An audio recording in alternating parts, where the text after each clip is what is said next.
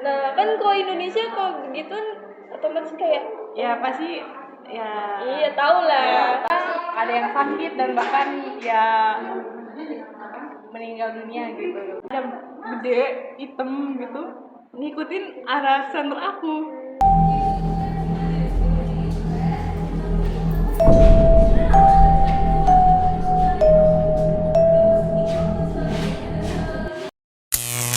Selamat datang di podcast Jurnal KS. Di sini saya Isyana Linda Putri dan juga Saya Kanila Adianova.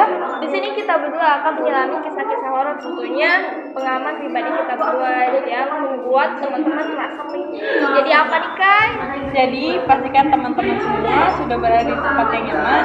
Matikan lampu untuk mendengarkan cerita pengalaman pribadi dengan hantu.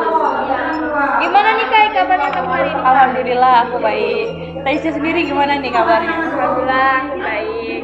Gitu, untuk teman-teman semua, sebelum kita melanjutkan ke sesi cerita seram hari ini, aku mau tanya sedikit nih ke Taisya. Taisya tuh percaya nggak dengan hal-hal yang berbau mistis gitu? Awalnya nggak percaya, cuman karena adanya kebukaan kayak kebukaan gitu sama yang begituan, jadi makin percaya. Nah, kamu sendiri gimana nih Kak? Ya, kalau untuk aku pribadi sendiri sih ya, aku percaya gitu karena aku juga mengalami hal-hal yang seperti itu gitu.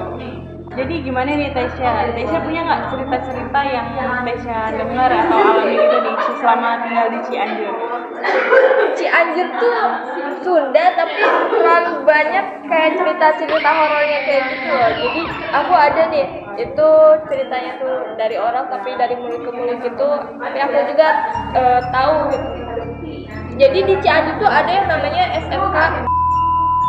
Nah di SMK di sampingnya tuh ada tempat kayak kalau kendaraan yang habis kecelakaan tuh pasti disimpannya tuh di situ. Jadi kayak otomatis, maaf ya, yang begituan tuh pasti kalau ada tempat baru tuh, oh ini nih ada ini nih, terus ada target juga nih. Nah di belakang SMK-nya juga ada pohon bambu yang tinggi besar. Nah kan kalau Indonesia kalau begituan otomatis kayak Ya pasti ya. iya tahu lah. Ya, tahu. Nah gitu sih kalau yang aku tahu ya. Jadi otomatis kayak banyak banget kayak apa yang kayak kesurupan tiba-tiba, terus ada yang apa sih kayak babi ngepet pun di Cianjur ada gitu. Tapi apa ya, cuman nggak terlalu menyebar jadinya ya udah gitu. Kamu ada nggak cerita-cerita serem yang kamu pernah dengar atau gimana? Ya tentunya aku punya dong. Jadi ceritanya itu ada di dekat daerah rumah nenek aku itu di Kuningan. Nah di situ tuh ada kayak sebuah kayak tanah luas gitu loh. Dulu tuh sebenarnya juga habis gusur di rumah-rumah yang digusur gitu, jadinya tanah luas kosong dan kebetulan itu mau dibangun proyek. Jadi di dekat daerah situ ada pohon gede.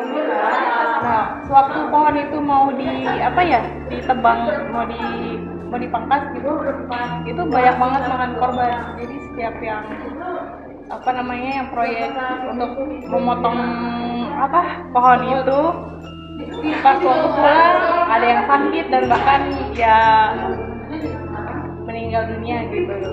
Kamu ada nggak sih pengalaman pribadi sendiri nih? Ada nggak? Jadi waktu masih kecil, paling aku masih kelas 1 atau kelas 2 gitu. Jadi waktu aku baru-baru pindah itu, aku pindah 2009 ya ke rumah itu. Jadi di rumah itu tuh sering dengar suara anak kecil lagi main atau lagi nangis atau aktivitas anak kecil lah gitu. Jadi tuh aku dulu sama kakak aku tuh suka berantem gitu loh. Jadi dibuat jarang akur lah gitu. Jadi apa berantem gitu.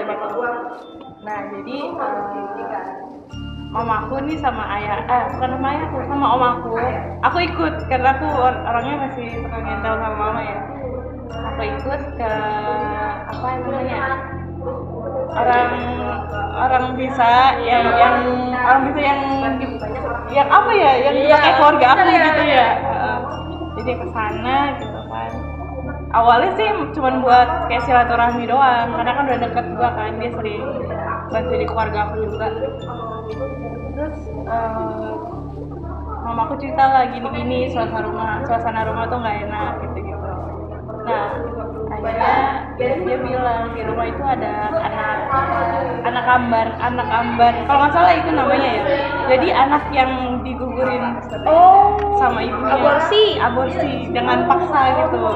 Jadi tuh ada dua, yang satu jadi tuh itu rumah itu kan rumah kakek aku sebelumnya tuh dikontrakin.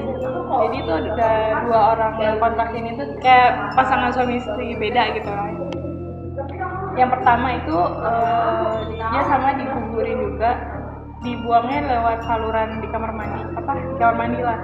Yang satunya lagi itu pasangan yang berbeda ya, itu di kamar aku, di kamar kakakku di pojok, itu dikubur di situ. Nah jadi kayak ya itu yang membuat kayak jadi dia tuh bukan iri ya, dia tuh kayak ngerasa kok ini keluarga bisa bahagia, kok aku dibuang sama orang tua aku gitu. Dia kayak ngerasa kayak gak terima lah gitu, makanya dia membuat dia kayak gitu. Nah jadi beberapa hari kemudian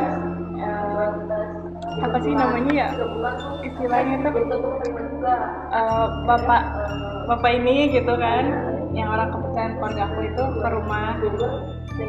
Akhirnya dia minta si anak kecil dua itu minta dipindahkan kayak dengan layak gitu. Iya. Dengan layak ya, karena kan itu udah lama ya, udah bertahun-tahun. Jadi dipindahkan itu, dimakamkan itunya melalui cara gaib ya. Ya, itu paham. Jadi cara gaib. Jadi habis itu ya udah setelah kayak negosiasi lah istilahnya, dia ada beberapa permintaan, aku juga lupa karena aku juga masih kecil ya saat itu ya. Jadi ya udah alhamdulillah sekarang udah nggak ada ya, tapi yang itu udah nggak ada, tapi ada lagi yang lain gitu, yang mungkin ya rumah saya sedikit berhantu ya gitu.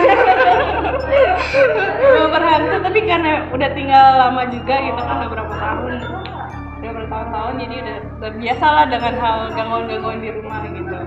Nah kalau buat Tasya sendiri nih, ada nggak cerita yang Tasya alami gitu? Sebenarnya aku banyak banget ya pengalaman ceritanya, cuman aku yang bakal menyentuh lah intinya gitu. Almarhum bibi aku tuh udah lama banget meninggalnya. Terus ditambah kayak dia tuh anak yang sangat disayang banget sama nenek aku loh.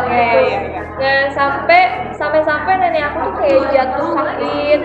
Ada masukan nih dari tetangga aku, kayak itu namanya Ibu Ali. Dia kayak ini coba bersihin rumahnya gini. Ternyata dia punya kenalan orang yang pinter sama yang begituan nih. Oh iya. Habis itu aku nih sama ibu aku yang ke rumah orang pinternya itu. Itu namanya Teh Lilin namanya.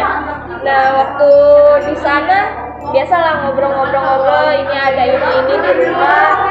Terus dari situ Teh Lilin nanya nih ke aku, Teh mau nggak? Mau apa ya? Dimasukin apa nih? Maaf dulu aku jadi gimana dimasukin buat komunikasi gitu? Iya buat komunikasi. Cuma siapa dulu nih? Soalnya aku nggak tahu nih siapa yang dimasukin. Dan tiba-tiba banget dia bisa nawarin mau dimasukin kayak gitu. Ya udah dari situ ini dijelasin. Aku coba nih mau dimasukin. Dia pokoknya dipegang tangan gitu kayak mau dideteksi apa gitu. Cuman Teh Lilinnya yang bilang, oh ini mah Deja nggak bisa, karena dia punya kayak punya energi yang memang auranya tuh kayak nggak bisa dimasukin gitu ya. Dari situ ya udah Teh Lilin sendiri yang masuki arwah jinkorin ya namanya. Jinkorin gitu. Kodam beda lagi. Jinkorin ya. Jinkorinnya masuk ke ininya Teh Lilin di situ. Wah, nah yang namanya sedih haru ada, dapet banget. Terus takut pun aku takut banget ya, masalah ini beneran nggak sih bibi aku yang masukin. Tapi yang herannya tuh gini, dia langsung nanya gini, mana Deisha? Aku kayak tersentuh banget loh. Soalnya SMP aku tuh kayak ibu aku nggak ada. Nah, cuma bibi aku nih yang bisa ngambil rapot gini-gini, pokoknya kalau misalkan ada rapat pasti yang hadir lebih banyak. Jadi kayak dekat gitu ya. iya kayak deket banget ini, ya Allah anak aku kayak gitu kan, kayak ya Allah ini beneran banget banget pasti. terus sumpah. Soalnya Cina takut di rumah ada yang tinggi gede kayak gitu, makanya pantesan kalau di rumah kayak nggak mau banget yang namanya apa ya, kalau malam-malam jam 12 tuh kayak nggak mau pada keluar kamar gitu loh. Gitu kalau aku pribadi nih. Tapi kamu pernah nggak sih kayak ngelihat jelas banget tuh? Buat ngeliat jelas ada apa makhluk yang besar gitu. Apa ya? Kalau itu genderuwo. Iya, genderuwo. Jadi waktu itu aku tuh kan sering tidur paling malam ya. Aku suka nonton TV waktu itu. Cuman bukan nonton TV, jadi TV yang nonton aku gitu. Oke. Jadi itu aku posisinya lagi main center kecil di tembok ya. Jadi waktu aku lagi center di tembok itu apa namanya ya, ada gede hitam gitu ngikutin arah center aku ke kiri ke kanan sama tuh, waduh merinding lah aku lah gitu kan. Tiba-tiba langsung hilang pas lagi tengah, dep, udah nggak ada tuh yang gede-gede itu, yang gede-gede gitu. Tapi ibaratnya gini ya, kalau misalkan ketemu sama yang begituan tuh kita jangan terlalu pengen cepet-cepet kabur nih, soalnya hantu tuh kalau misalkan kita yang ngerasa kita takut, kita kayak dia kayak berusaha buat iya, ngejar karena energinya gitu. kita itu terserap mereka, jadi mereka makin jadi untuk menunjukkan wujudnya mereka. Nah gitu. itu tips and trick dari kita nih, harusnya kita kalau misalnya ketemu yang begitu jangan terlalu takut nih banget gitu. Nah, sebelum closing nih teman-teman, kita ada tips and triknya nggak dari kamu nih? Dari buat aku teman-teman nih biar nggak takut sama gitu. ya, buat teman-temannya yang pertama itu jelasnya berpikiran positif. Jadi misalnya kalian kayak takut, coba nopis dengan hal-hal yang lain gitu. Dan jangan jangan terlalu terbawa suasana, gimana sih ya, kayak misalkan contohnya nonton film horor nih, jangan kayak dia ya gitu, nonton film horor gitu. Nonton judulnya menonton film horor, tapi kalau kayak gini kan jadinya nonton apa? Enggak, masalahnya gini ya, kok aku tuh orangnya tuh gimana ya, kalau misalkan yang kayak gitu jadi kebawa mimpi gitu loh, jadi gampangan kebawa mimpi gitu. Makanya aku lebih dominan udah nggak usah nonton film horor, soalnya ya kalau misalkan malam-malam keluar tuh ya bisa lihat ketemu serem, wow gitu. Itu dari aku ya, kualitas tidur pun kayak berpengaruh banget sama hal yang begitu. Ya itu pasti sih. Oke teman-teman, kita sudah berada di ujung acara podcast kami. Semoga apa yang kami berikan bisa bermanfaat bagi kita semua, dan jangan lupa like, comment, and subscribe. sampai jumpa di mimpi buruk selanjutnya. Bye.